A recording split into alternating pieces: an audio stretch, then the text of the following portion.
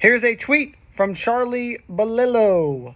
The most absurd number in CPI, according to the U.S. government, the cost of healthcare has declined 19% over 5 years. Well, thank God we had him point that out. And even better, I got a whole data trove of information on this subject. Let's break it down and let's get right into it, ladies and gentlemen.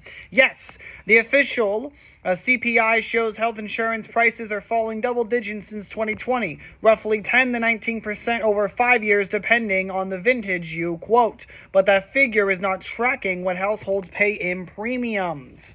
The BLS, the Bureau of Labor Statistics, does not sample premium bills at all. Instead, they look at net premiums, how much money insurance keeps after paying medical claims. When claims are low, retained profits jump and the CPI index rises. When claims surge, retained profits shrink and the index falls. So why does the index plunge? A pandemic whipsaw. So elective care collapsed in 2020, boosting insurance profits. The CPI health insurance index spiked. Now catch up to care. So when patients returned in 2022 to 2023, claims ballooned. And they retained, and well, the profits fell.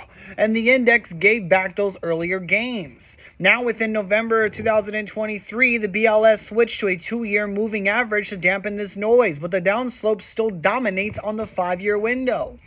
So, what's happening currently in the real world? The average employer family premium is up from $21K to $24K, showing a 14% increase from 2020 to 2023.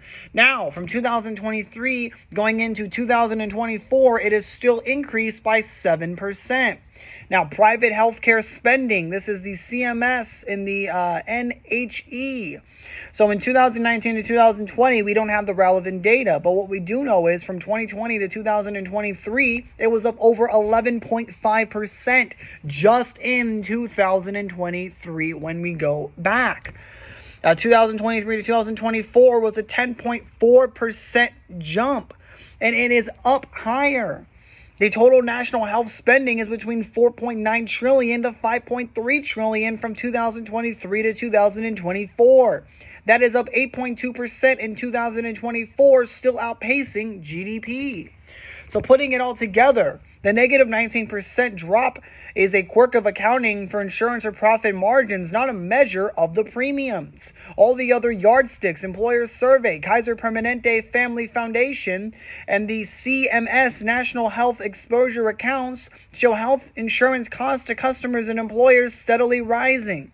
The divergence highlights a broader lesson. CPI subcomplements, I can't even pronounce the word, everyone. The CPI pretty much can be misleading when the methodology doesn't match up to the everyday concept that we're trying to go ahead and price for. For health insurance, watch premiums and or the national exposure data, not the CPI index. So what that shows us, ladies and gentlemen, is premiums are still rising. The American people are still being squeezed. How much more can we take of this increase currently in our economic system? And if you're really having a huge negative benefit because of this, drop that in the comments and let's have everyone talk about it. This is really important, and this is going to be another reason why people may need that extra job, may elect to not have insurance at all, or get the most skinniest bone of them all. Because at the end, who can afford this? I can't.